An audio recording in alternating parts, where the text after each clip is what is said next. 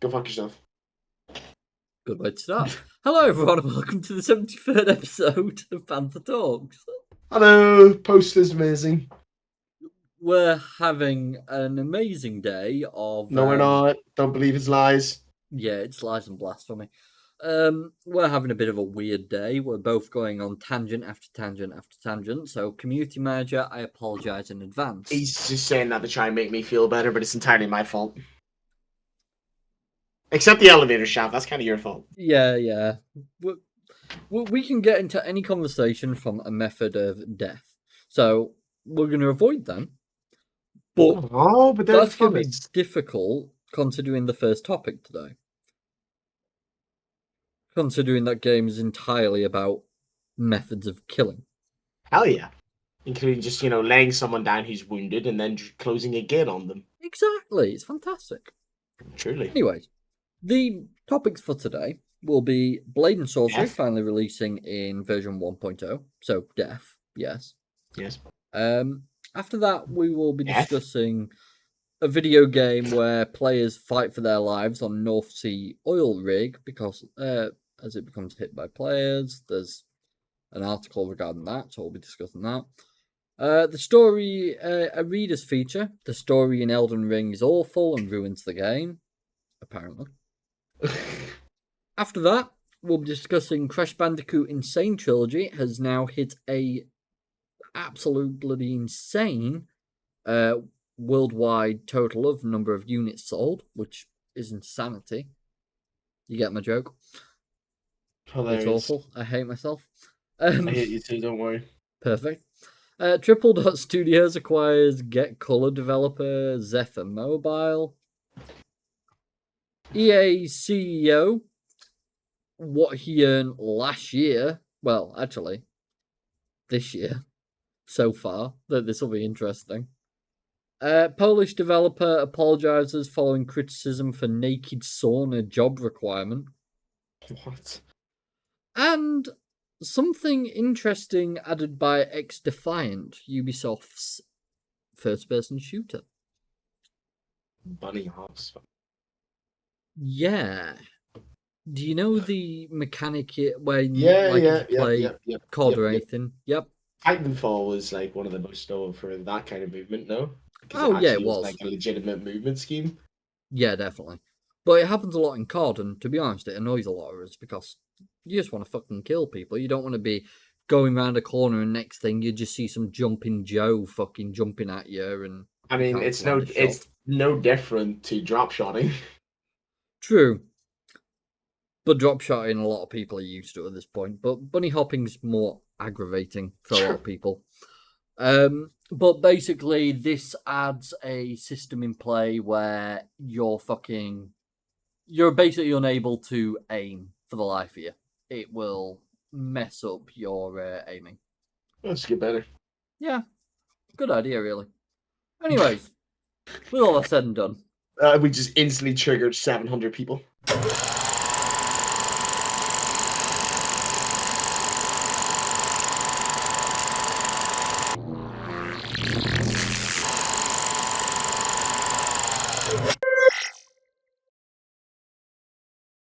Yeah.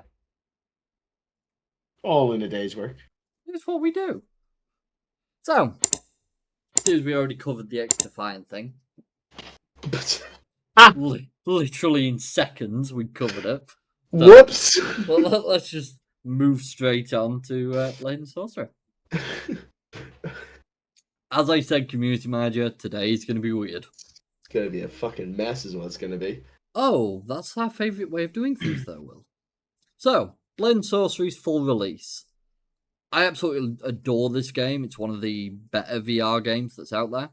They announced on June 10th they were leaving early access. On June 17th, they left early access. Really fucking stuck to their word. Yeah, guys, we're leaving. 5 minutes later. All right, we've left. Yeah. They pushed the update 7 days later. And just to give you an understanding, go away. Why? Bah! Go away. Put on mute. There we go. It's him in trouble. Just to give you an understanding of how well this was handled, this is just the Steam patch list. But we're going to cover. Well then. For this update alone. So it's just a small release update, yeah? Yeah. That's the Just full change log. Oh my god, I don't know. Please no. Oh. You just take out the photos, pretty much. It's a lot of words, man. Yeah, but we're just going to cover the main topics. So don't worry. And here we go. So this is actually just from the recent update. Basically, they've just fixed some binding issues and updated some things and fixed a few other bits. So that's fine. Anyways, 1.0 update. They are so fucking happy that they've got this. As they say here, what a journey, guys. From a one-man project started by Cosby to a studio of 20 plus full-time developers. From a little indie arena sandbox to the beginnings of a fantasy IP. Which is fucking amazing, to be honest. And all in a VR game too. You know, yeah. Clearly a tough thing to develop. Considering the market isn't nearly it's not even a percentage of just like your typical games. Exactly. All of us at Warp Frog are blown away by the events of the past 5 years, and we truly want to say we want to truly thank you, all of you guys who supported the game in early access. We carry some cynicism for common practices in the modern games industry, so when Warp Frog was founded, we pledged to reject what we always hated as gamers ourselves and do things on our own terms. Through your support, you guys let us remain independent from shareholders and publishers, and enabled the studio to become the truest and most authentic version of itself. Now let's set the celebrations aside, as you have waited long enough. Let's get into 1.0. So, first things first, we're moving away from early access. Remove the mods that you prior had. There'll be new ones as they update. Main features. As a caution, I should warn you that anything past this point may be considered spoiler for those who want to play the updates as a blind experience. Please be warned. So they added a Crystal Hunt game mode. All new progression mode is now in the game. Start as a lowly warrior or mage and increase your character's power by unlocking new skills. Find loot in dungeons and buy and sell weapons and armor in a physical store. Delve into the lore, which gives context to the events of Crystal Hunt and the world of Byeth. Uncover the secrets of the ancient Dalgarians. Okay. Would like to add this game mode for folks who always wanted a little more out of Blades and Sorcery than the default sandbox experience. A lot of people felt that way, to be honest with you. Your Crystal Hunt character will be separate from your sandbox one, and we added some option goodies on character creation so you can customize your game and difficulty level. For example, you can tweak the damage received or dealt modifiers, determine if Dalgarian language is automatically translated into your language, or enable death consequences if you please, such as losing gold or even permadeath. Pretty cool idea. So Dalgarian variety is always good. Exactly, 100% it is, and like, honestly, I'm a big fan of hot dogs, Hershey's and grades, and it is a struggle sometimes in that game to have a purpose. Yeah, like Take and Hold is pretty much the only like game mode where you have something to do that's somewhat different, and it is quite stale at times. Yeah, no, exactly on that. Dalgarian Dungeon. The Dalgarian Dungeon is an entirely new dungeon biome to explore, revolving around the ancient race, the Dalgarians, a highly advanced and magical people now extinct. The most notable difference about the Dalgarian dungeons compared to Outpost is the sheer scale. You will notice the rooms are not just physically bigger in terms of structure sizes, but also much larger of space with more open layouts. This should give a different vibe to exploring the Dalgarian dungeon as compared to Outpost, which is more linear sense of progression through it. One thing I liked as well, just the Outpost that I used to play, which was during the early access, each time you loaded that map, things would be slightly different. So, like, the ways you could get in would be a bit different, and what rooms you could access in what order, or if a room was even there at all, was different. So there was always something a bit different each time you went on. Again, it's more variety. Like Exactly. if you want your game to be replayable, it can't just be the exact same thing over and Well, over and over, just on like different difficulties and stuff, because it does get boring a lot quicker. Even just slight exactly. changes for me, like can refresh it. No, I fully agree with that. You need variety in any game you play, and that is one of the most forefront things people need to think about. Your Crystal Hunt character will start off as a no-skilled warrior or petty mage. Prepare to have the rug pulled from beneath you when you realize how complacent you've been, likely become to being OP in sandbox mode. Over the course of Crystal Hunt, you will earn the ability to unlock skills, steadily increasing your power. These skills correlate to the 5 branches of the skill tree: fire, gravity, lightning, body, and mind. A player could Suppose the go. Go on, sorry. crystals are just going to be like perk points then. I'd imagine so, yes. That's what it sounds like. A player could go all in on one skill branch and become the penultimate master of that element. For example, being a fire mage that incinerates all foes. Alternatively, a player might choose to dabble across a few different branches and diversify. Perhaps you want to have some fire powers but still enjoy the utilitarian versatility of being able to gravity glide. Worth noting, although there is an absolute ton of skills, the idea is that a player would have all 78 skills unlocked at the same time. If you did, Well, we were talking about variety. yeah, if you There did you go, this, guys. Have you 78 skills to use all of them simultaneously. There you would be fucking amazing, wouldn't it? go. If you did this, you would be so unbelievably OP and your game absolutely chaotic with so many compounding skill effects. Lol. That Our honestly est- sounds like a great time. yeah, Our estimates is that players will likely have 2 fully unlocked skill trees by the time they reach the end of the game, or 1 tree plus a couple of random skills. In theory, a player could continue to play Crystal Hunt and unlock everything, and some players surely will.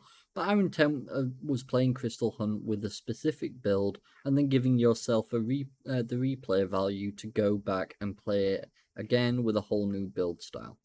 That makes sense. You can do whatever you wish with that then. And honestly, that sounds like a pretty decent idea. The madness, the sheer madness. Crystal Hunt has a grand total of 78 skills to be unlocked. Each of the skills are playable game features. We avoided anything that would have been gamey, like +5 damage or +10 health, etc. The skills are actually things you can do that have an impact on the gameplay somehow. That's a good way of doing skills. And we were talking beforehand, Roy, and I said I've not actually played this yet, but I did Yeah. have an interest. And I was like slowly getting more and more interest. I even just recently added to my wish list to possibly get sometime in the near future. Yeah. But listening to all this is oof, sounds crazy, man. Oh yeah. As I said, I played the early access, but I've not played it since the 1.0. I've been very tempted. And this has just given me more and more reasons to go, okay, VR today. Yeah. Um, to get even crazier, a lot of the skills have synergies that stack with each other to create interesting effects. For example, a player might unlock 3 separate skills: Gravity Bubble to create a bubble where enemies are weightless, Hyperfocus where time moves in slow motion but you do not, and Dilation Bubble which slows time on objects passing through a gravity bubble, like arrows. These are 3 separate skills, but when you combine these skills together, you will find a synergy that's unique. The combined effects create a time stop type of effect, as you can see here. Okay, so that's 3 different skills all used together. That's very clever, because a lot of people would just stick this as one skill, be done. But the fact that, like, you'll have one part to it from one skill, another part to another skill, and so on and so forth. It's a clever idea. Even just the slowdown time, like if you're in like another sandbox game, this is a whole scenario you have to set up yourself. Yeah, Whereas like what they've got here is you're just run through the level. You just see an opportunity to activate it, you do it, and you fuck around with it. You don't have to set up the entire scenario on your own and like get exactly. everything in place, which can be so time consuming, and to have it then work the way you were imagining it as well. Exactly that. And then they just one upped it and made it with 3 skills instead of just the time slowing. Yeah. Remember, this is not even one of our 78 actual skills in the game. This is just an example of how a player can leverage the simulation factor of Blade and Sorcery to synergize skills and create totally new things and make really interesting character builds. Creative players will have a blast mix and matching skills to find all our off skill tree effects, and I guarantee you that you guys will find a lot of combinations that we never even dreamed of. This is the beauty part of BNS being a simulation game. So the new Golem enemy is actually pretty cool. I saw about it, and basically, it's not something that's too difficult. The Golem will pack a punch, but there's like crystals around and stuff. You destroy them, then you destroy a part of the Golem, and it's kind of one of those. But it seems interesting, and the fact that you can climb it as well. You know, just getting on its back and just like riding it around sounds fun. As you do. Oh yeah. Lore, so they've gone quite in depth on the lore of things and what's going on. Their art directors skirted with a descent into madness on this, adding micro details into the world to make sure it was as cohesive as possible for the lore. For example, the coins in the game have the face of an ancient king that you may read about in some lore. Stuff like that. Clever, I like it. It's not something I'll ever really pay much attention to, but it's nice to know. Loot. Have you ever found a treasure chest in U12 Outpost only to be crushed that it was non-interactable? No longer. Throughout the Crystal Hunt dungeons, players will find loot in the form of coins or valuables, sometimes hidden inside room chests, sometimes on shelves, or sometimes hidden cunningly in the environment. Players can potentially find rare crystal shards or dungeon ruins that can be used to unlock new skills on currently unlocked branches. Finding these bonus crystal shards in wild is truly satisfying. There is something very rewarding, bless you, sorry, about it on a primitive level, as you will see. Lanka, something like that, refers to this as introducing some sort of dormant loot goblin part of the brain, and you know what? He is 100% right. I mean, any game that I play that you can have storage chests and put loot in, more often than not, pretty much every single item gets yeeted in there. Exactly. And what would all that loot be without somewhere to spend it? Crystal Hunt introduces a new shop location for the players No, to don't want to visit. spend it. I want to store it. I'm a loot goblin for a reason. Exactly. Where the player can sell loot and buy new weapons and armors. As always, we wanted to avoid as much gamey abstraction as possible, so the shop is an actual physical experience where you can take things from a shelf to look at and try them out before purchasing, or take them to the counter when you are ready to buy. We have also we also have something completely new and unusual for Blade and Sorcery that we kept under wraps. A voiced NPC as the shopkeeper, voiced by yours truly. Ooh. The shopkeeper is facially animated with reactive voice lines to try and give him a bit of life and make the shopping experience a little varied each time. New weapons! I love Man, weapons. I'm just gonna go start installing this game real fast. Have you bought it? Give me a second and I will. Honestly, New just weapons. like I already had so much interest in this game, just from And different this. clips I've seen, just the combat, the interaction, Oh and yeah. now listening to all this, it's just kind of like, why wouldn't I want to play Yeah, this? exactly. And with the amount of content that they've just added as well is absurd. Get ready for more. 1.0 comes with a grand total of 76 weapons, not including things like arrows, quivers, throwing pouches, or props. Tiered weaponry is also finally implemented into the game, so Crystal Hunt will have a progression of gear to purchase. We tried our best to avoid gaming mechanics like upper tier weapons deal more damage, since after all, a player should be allowed uh, complete to complete the game with a rusty dagger if they're so inclined. Instead, Okay. upper tier weapons will have other benefits, such as being able to hold an imbue charge for longer, increased reach, additional offensive spikes, or slicing through certain armors easier. Meanwhile, blunt enemies will be more effective against armored enemies, whilst blade will be better for slicing skin. I like that. That's clever. Have It's they not just told us that we can complete the game by just giving everyone tetanus? basically new armors. There are now a total of 90 individual armor pieces comprised of 10 full sets. These Holy armors shit. provide various levels of physical protection and will also be utilized by the enemy. So it's not just your Cool. armor you've got to care about, it's the enemies. Boots, gloves. Well, I have what, 9 armor pieces? What all does that Yeah. consist of? If it's 10, there's 10 sets all consisting 9. Boots, What are gloves, the boots and gloves tunic, like separate pieces? wrist Like 2 for pieces, each? headpiece, maybe. Head, gloves, then your wrists, your shoulders, your chest, your legs, I think it's your pretty much boots. That's head. 7. I'm pretty sure it's head, gloves, boots, pants, chest piece, wrist. Shoulders, maybe? No, I don't not in a think game like shoulders. that. Yeah. Oh. Ruin replacement map. Everyone's least favorite map finally got a total makeover. The Ruins was one of the earliest maps in the game, introduced back when we were still using some store assets. This meant that the textures always clashed with the rest of the game and looked ugly by comparison. We have been dying to remedy this for the longest time, so when we were finally able to redesign Ruins, we decided to go whole hog and completely remake the map from scratch, making it lore friendly in the process.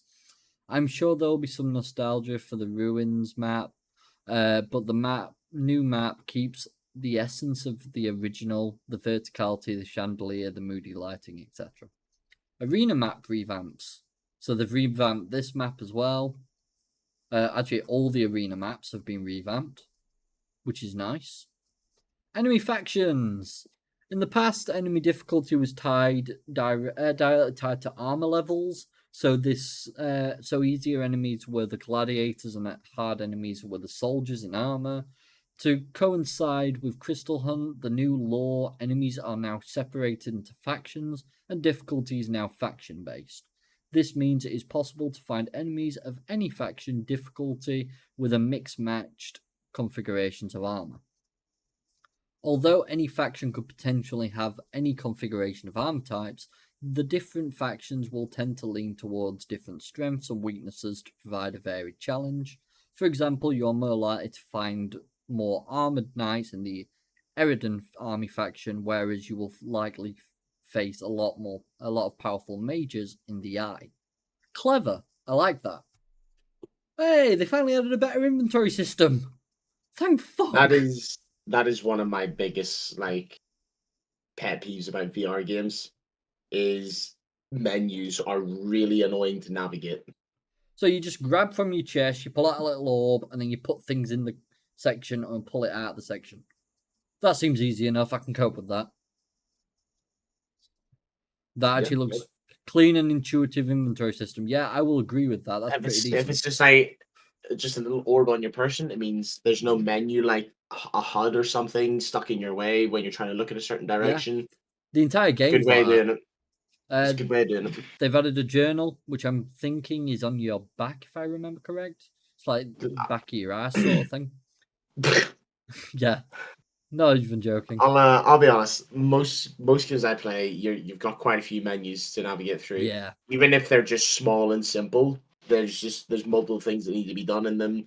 You know, you've got a few different menus for a few different purposes, yeah, and it's not necessarily that that's a bad thing, but it's clearly involved in a lot of the games that I play.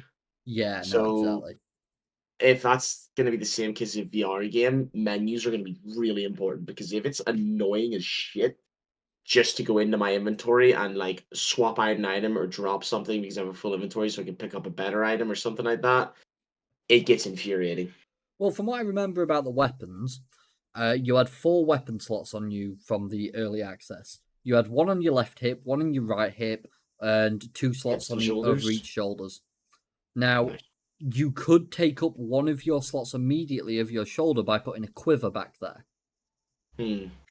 That would then dictate which shoulder you have to put your hand behind to grab an arrow for your bow. Well, it'd be right shoulder. A lot. It depends on how you want to do it, but if right shoulder's your way, that's the way you do it. The I hold best the thing, bow by though, left hand. a lot of people used to just take a quiver without a bow. 2 reasons. 1, you could always take a bow off an enemy. 2, if you took an arrow in both hands, you could use it to climb some wooden structures because it will literally dig in, and then you just pull yourself up on the arrow. It Fair had enough. some really good mechanics. So status effects. You might be wondering exactly what this is, what this could be, since in the past you could already make enemies weightless with gravity or zap them with electricity to stun them. When we say status effects here, what we are talking about is a whole new under the hood system for how we added for how enemies become affected by status effects.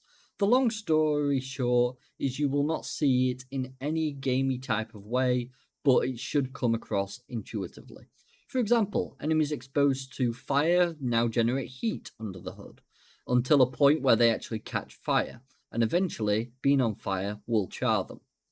As I say, you won't completely see the mechanics of this under the hood stuff, but you will experience it in a nice and immersive simulation way. We also made this moddable as possible for modders to add their own status effects. That's a very good idea. The creation of this new system also allows us to add status effects to the player, so you may be interested to know the player can also experience these effects if hit with them by other mages. I just love this little snippet. So can I just char grill my hands and arms and just go around beating people with my I logs think for so, arms? yes. Oh yeah. That just about wraps up the major features. Goodbye and good luck. But wait, there's more. Did you know that Steam has a character limit on the news? LMAO, they are probably thinking no sane person would hit that cap. There are many more parts of the upgrade that are not flagship features, but absolutely worth mentioning. More varied enemy mages, new enemy voices and dying sounds, more than 3 Yes, ARG death. sounds not in my Blades of Blade and Sorcery. Cross elemental mages. This stuff, you cross basically 2 different types of magic, and you can create like black holes and stuff. New tutorial, thank fuck. Home persistence. So your little home hideout now has persistence whenever you leave and come back. Stash system. Sandbox enhancements. Sorry. All new armors, factions, and skills can be found in the sandbox. You can even pick and choose which skills you want to use in sandbox mid-game, as well as pick the default sandbox skill loadout when making a new character. For example, maybe you want to have the classic B&S U12 spell experience, or maybe you want no spells at all. Following the philosophy of we won't tell you how to have fun, we added a no barriers in sandbox and everything is unlocked. But for this reason, we recommend you play Crystal Hunt first, so as not to spoil the new content. However, it is your call. Graphics enhancement. It is always our desire to push PC VR to its very limits. Continued optimization. Cheats. The cheat menu has a couple of new goodies to check out. We also reserve the option for the player to play Crystal Hunt with cheats if they like. Conversely, when you make a new character, there's an option to disable the possibility of accessing the cheat menu mid-game in order to prevent yourself from being tempted. Good idea. Mod manager, quality of life, the ability to uninstall all mods at once. Thank you. It's funny how I'd say people are gonna need that now. I just love this. It's funny how such a seemingly obvious thing is not obvious at all at the time. The necessity of this quickly became apparent when we were DM'd by some dude asking the best way to uninstall his 150 mods. Lol. Credits. Localization. About the SDK. An update SDK is coming. Modders will be able to make mods as they did in U12 in the meantime, but 1.0 SDK will have some nice additions. What's next?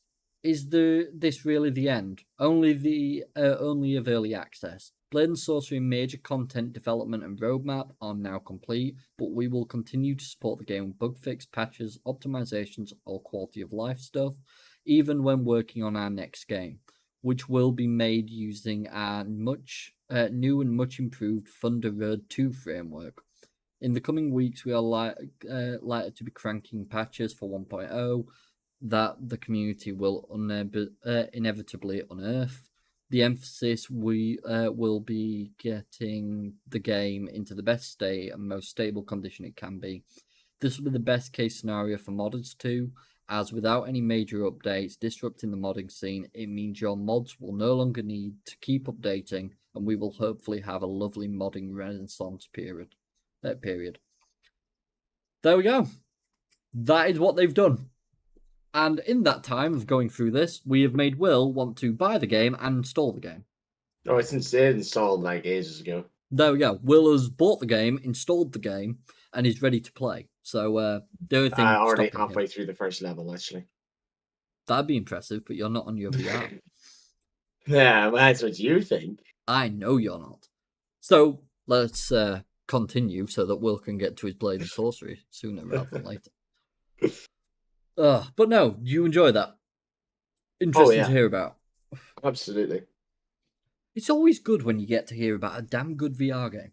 Love that stuff. I think you and I can both agree with each other that it's been tough for the VR scene for quite a while. We've not seen a whole lot of anything, really. No, we haven't. And I definitely agree with that. The other thing is, if they've created an SDK and it's anything like Boneworks and Bone Labs did, I should imagine they will probably be a Blade and Sorcery co-op mod at some point.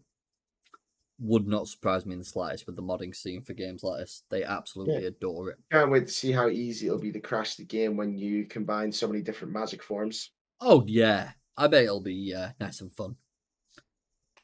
Or if you can just, make an atomic bomb if you use the correct form. Okay. Don't give me ideas yet. Video game where players fight for their lives on North Sea rig becomes a hit with players. Players have to tackle perilous conditions of the North Sea and an otherworldly horror on board. Now, Still Wakes the Deep, sorry. It was a game that was announced during the Games Fest that we covered not last week, the week before. Mm-hmm. And we did cover a lot regarding everything that happened there. They didn't do too well, the videos themselves. We actually have no idea what happened. We tried looking into it, but there was no real reason that we could see. We might just have used the wrong tags, to be honest, but YouTube just took a shit. Did we not get a copyright strike on it? Oh, that was it. Yeah, trailer. We got a copyright. One of the trailers had music that we didn't have rights to, and it just obliterated the video. Yeah, kept it at one view the entire time. It was fantastic fun. It's quite a shame because that was quite entertaining to watch. At least the Xbox one was. The PC one was horrendous. Oh yeah, the PC gaming showcase was such a disappointment, honestly. Still Wakes the Deep, a first-person horror game set on an oil rig off the Scottish coast, is off to a great start after a warm reception from players and critics alike. Now, I'm not going to read through a lot of this because I don't want to spoil a lot of stuff. What I am going to do is I'm going to go and check it out. Let's see how it's off. You what, sir? £27. Yeah. £27, it's usually 30. It's got 89% positive at 872 reviews. Graphically, it looks quite nice and spooky. Obviously, not my spooky. Yeah, it's not my cup of tea, honestly. I don't play games like this very often. We can see some of the ratings here, which not too bad at all. Actually, I'd say relatively decent. You can see a lot of the game features, graphical quality and fidelity. Very nice. But what's important is player review. So we're seeing a lot of positives overall. The real horror is that everyone is Scottish. Short but sweet. Why can't more games be this good? How long is it? Because I'm not being funny. If it's 4.5 hours for £30, I'm not paying that. New. Not in the chance. I like the art, a lot of the art and visuals, and appreciated that it didn't rely on jump scares for its horror, but still the game really has some of the worst parts of a walking simulator. Throughout the entire game, you have a single path, debris, locked doors, and the lack of yellow paint, all serve to lead you to one path forwards. You don't need to know where you are going or why, only that you are traveling forwards. There is nothing I would describe as puzzles. You walk up to interactable objects and press the one or two button sequence to do the thing. Sometimes you push a box out of the way first. If you're expecting something like Alien Isolation or Amnesia, then you will be disappointed. At least wait for it to be on a hefty sale. I kind of, yeah. If it's that short, Does sound quite disappointing. 3 to 5 hours. It's a short game, but they put everything into the 3 to 5 hours of gameplay, and it comes together perfectly. Okay. Honestly, I'm the kind of person that I'd need to get some hours out of it. You'd It need to might be, experience it to see what the environments are like. yeah, like it could genuinely be one of the greatest storytelling games out there, and could be absolutely amazing. And then I would say, yeah, it's probably worth it because of the time and effort that's been put in and everything else. And that's probably what a lot of people are basing it on. Yeah. The If first that thing that is the jumped to me, case, fair play. good. That's it. If that's the Yeah. case, fair play. The first thing that jumped to me is the fact that someone said that they don't just rely on jump scares, because I feel like that's like 90% of horror games at least. Way too Is true. it's just constant jump scares and it's boring. There's nothing actually happening. It's just things popping out and then disappearing. Yeah, There's spot on. no chill environments anymore, or at least there's very few of them. They're actually getting you worked up, making you wonder if there's actually something there, or what's going on or anything like that. Yeah, Now, no, I don't get me fully wrong. agree. Obviously, a jump scare here or there. Sure, it's a horror game. That's kind of like the main point. But if it's just one after another, it gets boring. Yeah. I mean, power to them. And if people are truly loving this, which it does seem like they are, and it's just a few like people that are like, here and there, then fair It's play. I a mean, fucking story and a half. the fact that he actually says here voice acting is phenomenal. Graphics is something no one's really complained about either. Um, I get where they're coming from. I mean, the first line I'm going to read here from his edit. While nothing requires that I justify my view of the game, I'd like to highlight that I don't believe it's bad. Just that my own expectations of what the game was weren't met. That's fair. That is completely fair. At the end of the day, anyone can have those opinions. As I said, for me, the price seems a bit too steep for what it is for the Yeah, time for period. absolutely, you're right there.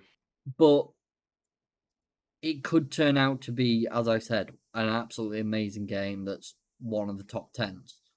The And issue if it though is, with a fair game play. like this is it's a one and done deal. Yeah, There's no replayability, so that £30 is a little much. yeah, no, I'd agree. It's one of those situations where it is a bit too pricey, in my opinion, but they're getting sales. Fair play to them. That is all I can really say. I didn't want to cover that though, because to be brutally honest, I don't like seeing completely what articles have got to say all the time. I like bits and bats, and I'll take what I think is important information, which, in my opinion, the consumer's opinion is what's most important. I'm going to cover this before I cover Elden Ring because I just feel like that reader's feature is going to piss me off. Rory loves readers features. I don't. I hate them with a passion. Crash Bandicoot Insane Trilogy has now sold 20 million units worldwide. Do you think this day and age the Crash Bandicoot is still around, man? It makes me happy. Like, It's beyond happy. it's almost like it's slightly a fantasy world. Like It is. most games that you like your childhood, it's like, oh, that was back then, you know, you wouldn't see anything like that happening nowadays. And then there's just Crash Bandicoot. And Of for some course. reason it just restarted again. I absolutely love it. Wait. Someone created a wedding ring proposal box Dear of God, crap. I love that. That's a little much for me. I don't care. I love that. That's great. Oh, I do love Crash Bandicoot. It's fucking amazing. It was what I grew up with. To be honest, I haven't played it in like 15, 20 years, man. I haven't played it since 2020. The official Crash Bandicoot X account, no, it's Twitter, fuck off, has announced that the excellent Crash Bandicoot Insane Trilogy has now shifted over 20 million copies worldwide since its original launch on the PlayStation 4 in June 2017. It is not clear what's next for the acclaimed platforming series, though Xbox now officially owns the franchise rights after its successful acquisition of Activision Blizzard. They did make Crash Bandicoot 4 after this as well. That shit released 7 years ago? I know, right? Doesn't feel right. What the hell? I know this was a really simplistic one, but I really wanted to cover it because it's Crash, and I still love and adore those games, I must admit. How long is it? Oh, actually, that's not bad. I thought it'd be a lot worse. I just want to quickly. UK firm picks up 55-person team responsible for Get Colour, Hey Colour, and Math Crossword. Basically, just a little mobile company. Fair enough. We'll cover that slowly. What just happened? Yeah, what did you discover? Huh? Was I a little quick there? That was what? Yeah, basically, it was just a mobile games company. Someone had decided to purchase a 55-man team. That was it, top and bottom. Was that a little quick for you, Will? All right, Elden Ring. I don't care about it, but what have you got? A reader is frustrated by From Software's approach to to storytelling, and explains why he's not playing new release Shadow of the Erd Tree. By any chance, is it for the reason that you have to beat an optional boss to access it? Huh? So, I found this out. Apparently, to access this DLC, which you have to pay quite a bit for, you actually have to beat an optional boss to access the DLC content.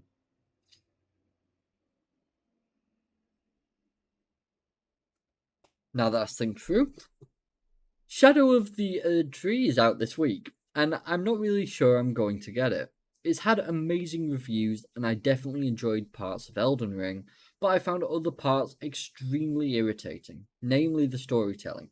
I have no idea what was going on in the game, and speaking to others, it's clear I'm not the only one. It's so bad it's put me off playing any of From's other games and the DLC. I will give you some advice that every From Software player seems to have, and I don't play the game, so why I have this advice, I don't know.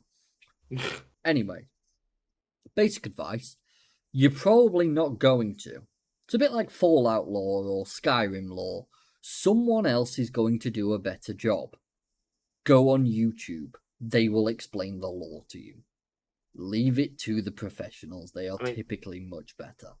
I have no clue about Elden Ring. I don't play games like that. I don't care for them whatsoever.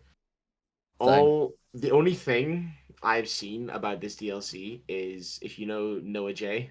Yeah. He was streaming it last night, I think, and I realized to myself that I haven't watched any of his content in quite a while, because I usually quite enjoy it because he does a lot of the custom zombies. Yeah. So I just like clicked on it just to see what the guy was doing, just to see how he's doing. and he had a death counter on the stream. Yeah. 498 was the count when I clicked on the stream. Oh, damn. Okay. So I don't know whether or not he was enjoying himself. I mean, every From Software games player, they all seem to live by the idea of dying. Apart from that, let me solo her. He's that guy needs help. He just needs help, man. Yeah. He needs a game specially created for him that just never ends. That we can just put him to sleep and he unconsciously plays it for the rest of his existence. Yeah, pretty and much. I think he'll be okay. Other than that, I have no knowledge of Elden Ring. I couldn't care for it. No, I know, like I saw the combat style a little bit here and there, and it just seems kind of stupid to me. I couldn't really care. It's funny. I expected to cover more of this, but my one little bit of advice seemed to have covered the entire article.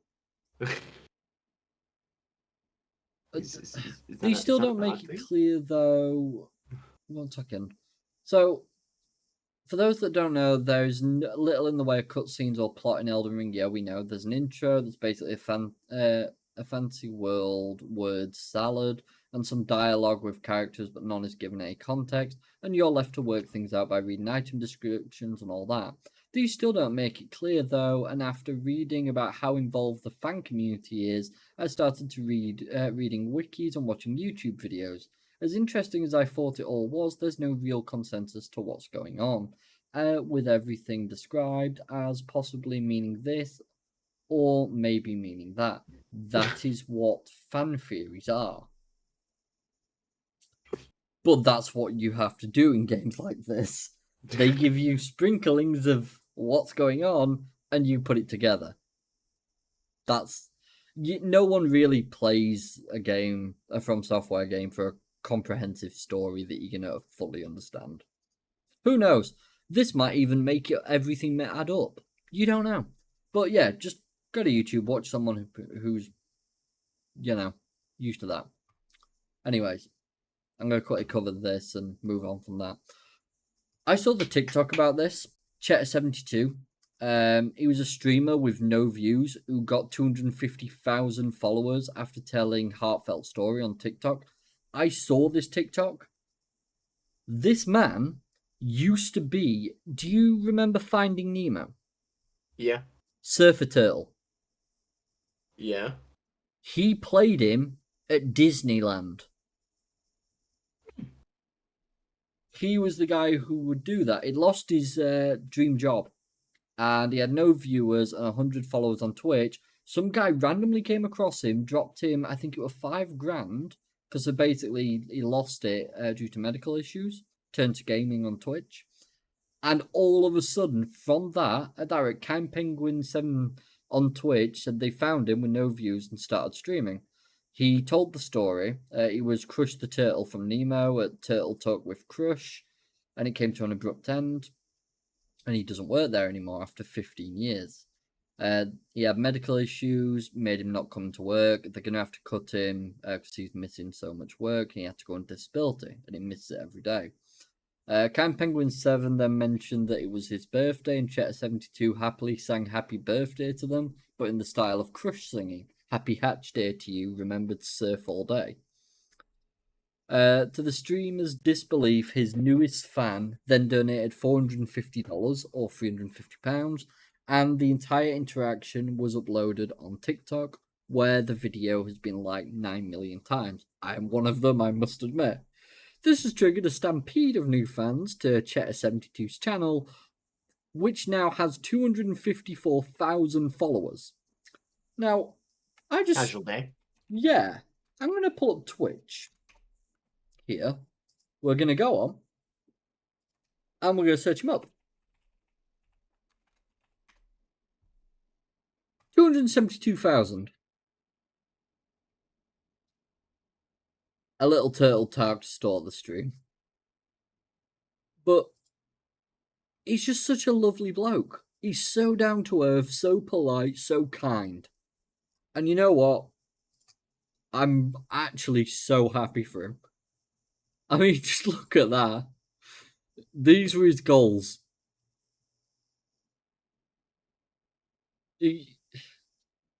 That must have been down at like 200 or something along those lines. And he hit 2,060 subscribers and 271,959 followers in like a week and a half, 2 weeks. What the hell? He's now got a creator code for Fortnite, which he's loving, and it seems like he's doing well for himself. So power to him. I just wanted to spread a little bit of positivity there, Will. I know it's rare. I know I don't usually give good news, but I thought I would. No, you don't.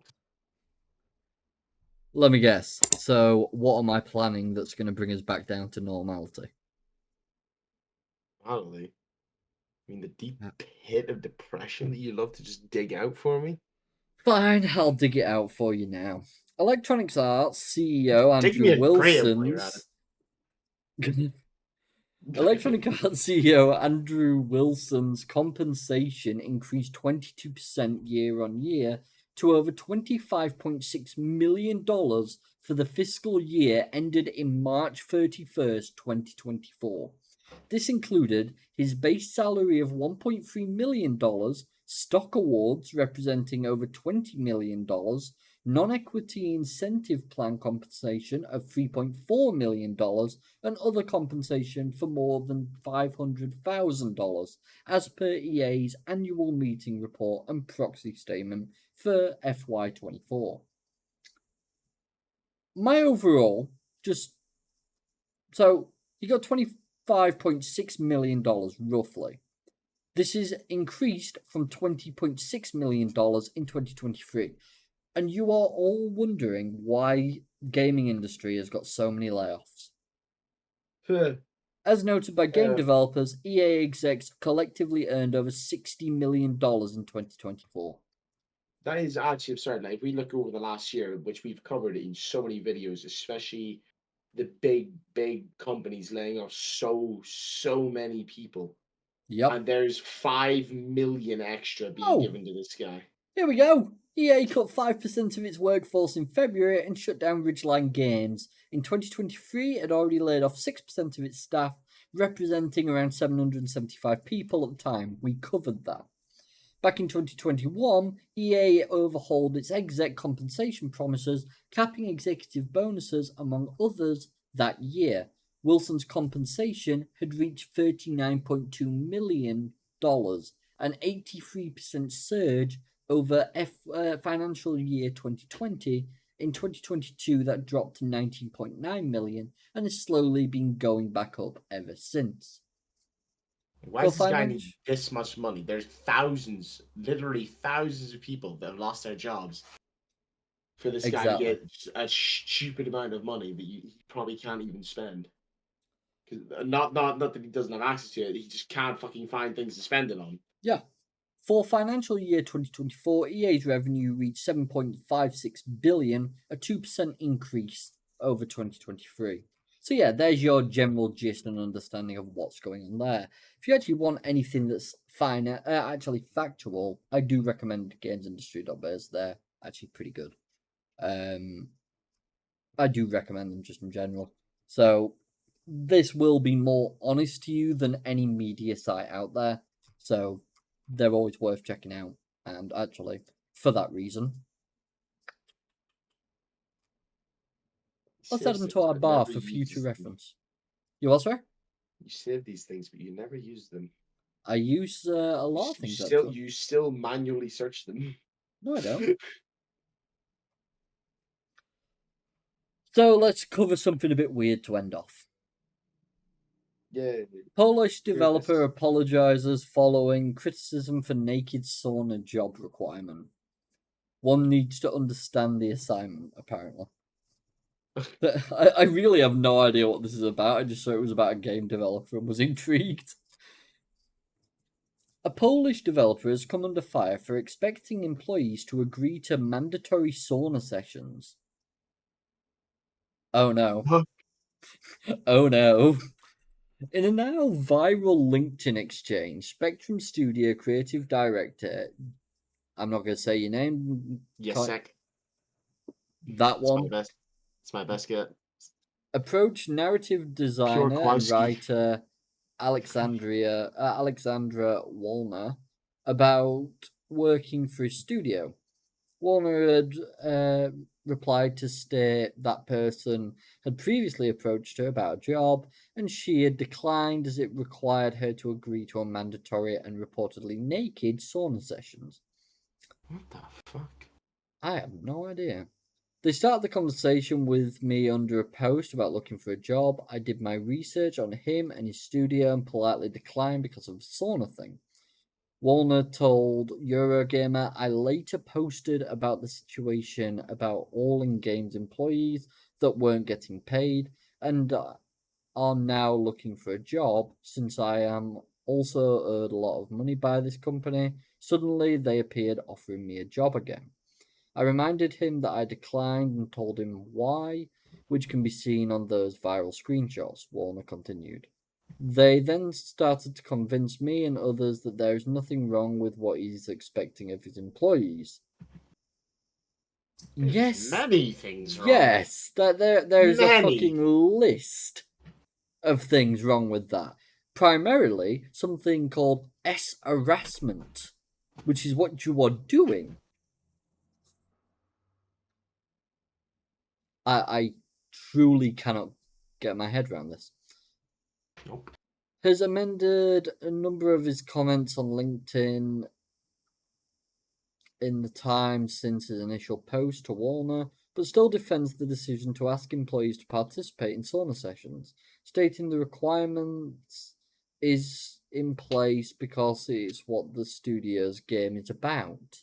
I don't want to waste my time to explain what's the difference between Ruska, Bania, or dry sauna. You have to feel it. What? Uh, Okay. Um. Yeah. I don't know, man. Some people just, yeah. Some people need help. I think some people should not be in places of power, Uh, but You're depicting like the entire world right now. that's kind of what I was about to go on. It's like if I start saying things like Right, that, right. We don't do politics here. yeah, it covers everything, doesn't it? Like Yeah. just as a global thing, it doesn't matter what you're into, anything. Some people shouldn't be in power. We're not going to take this any further. No, we're leaving it right there. This is one tangent we are not going to do. Correct. So, Will, Blade and Sorcery, happy days, yay! Yeah. Just go chop some people's heads off, you know? It'll be great. I mean, if what I've seen on TikTok's anything to go by with that gate, someone like glued a sword to the gate and used it to decapitate someone. Yeah, I saw that video. He was trying to find ways to Make a basically make a guillotine. guillotine. Yeah. Yeah. And they found Yeah, that. I saw that.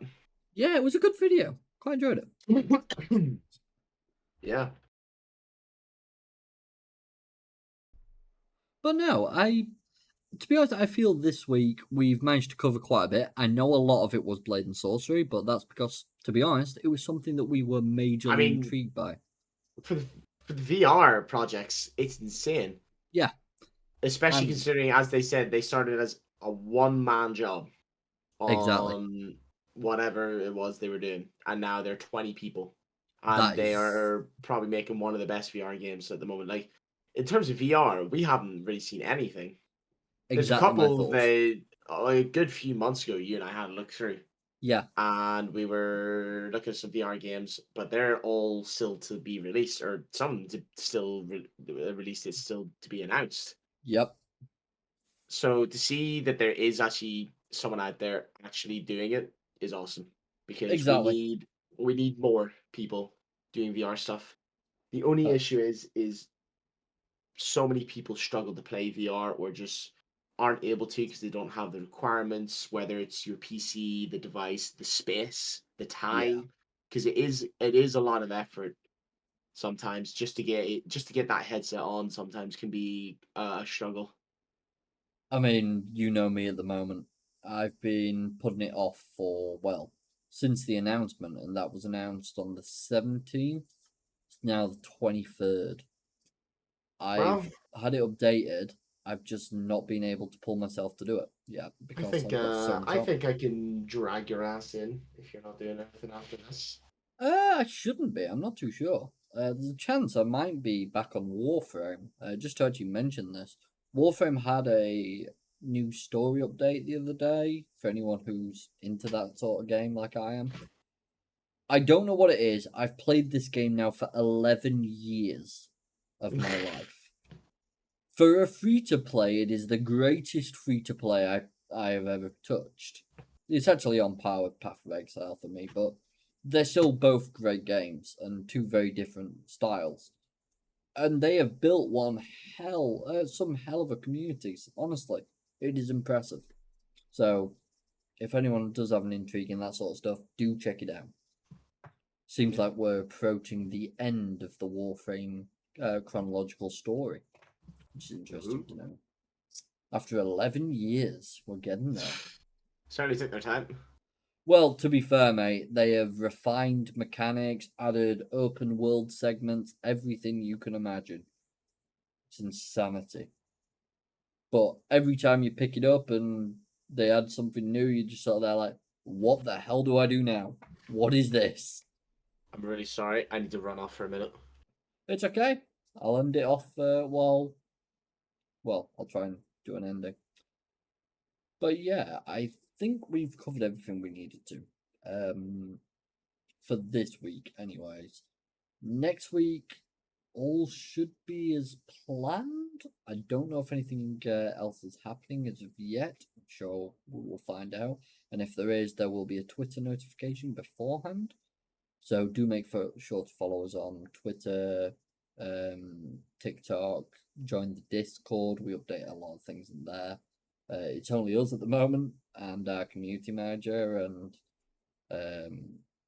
people such as that. So we're okay in that. Anyone that supports us basically closely there and there.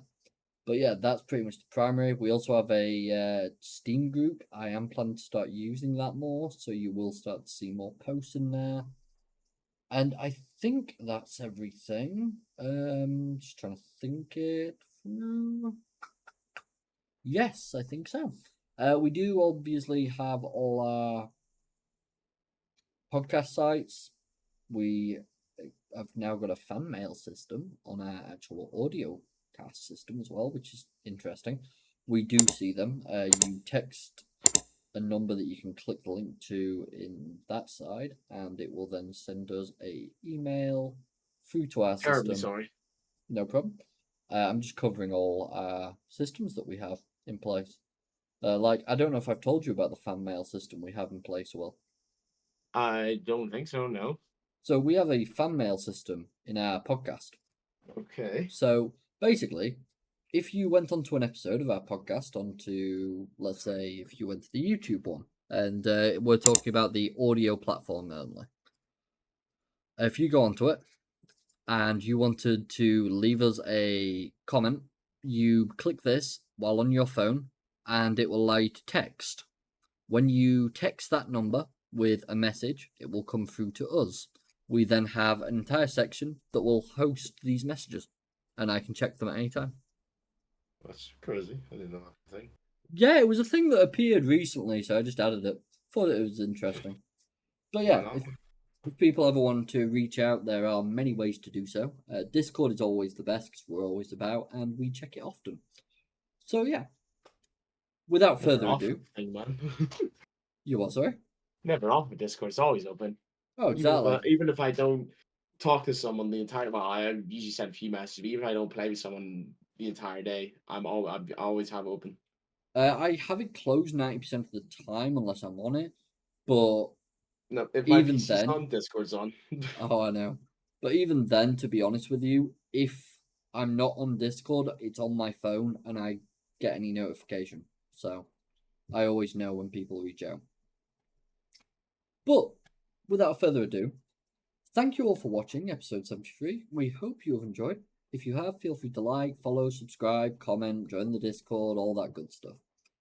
And we hope to see you all next time. Bye for now, guys.